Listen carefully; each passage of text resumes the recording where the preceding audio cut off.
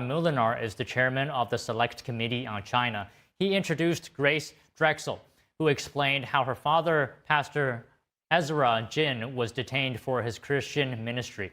Her father and 17 others in his church remain imprisoned.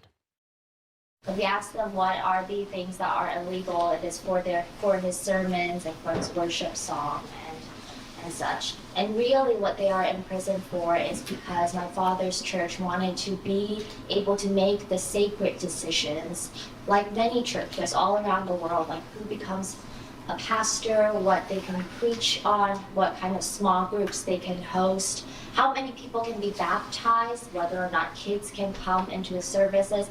These are the, again, sacred decisions that churches from the beginning of time were making as a church congregation.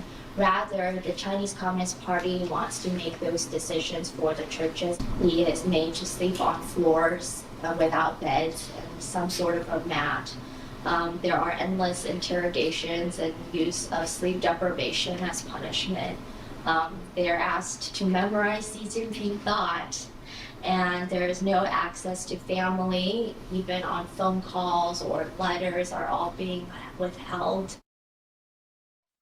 Grace also explaining how the Chinese regime is targeting and pressuring her family's lawyers. She says she is very concerned because her family's only contact with her father is through those lawyers. Claire Lai is the daughter of imprisoned Hong Kong publisher Jimmy Lai, who was just handed a 20-year sentence for what human rights activists are calling a direct attack on press freedom. His daughter calls Jimmy Lai's imprisonment a death sentence. Claire describes the harsh punishment her father endures in solitary confinement. Of those 1,926 days, my father has been in solitary for 1,924, so all but 2. I've heard of his conditions in solitary getting worse over time, to the point where he's on the floor on his own, covered when transported in prison, and has no direct access to sunlight or fresh air.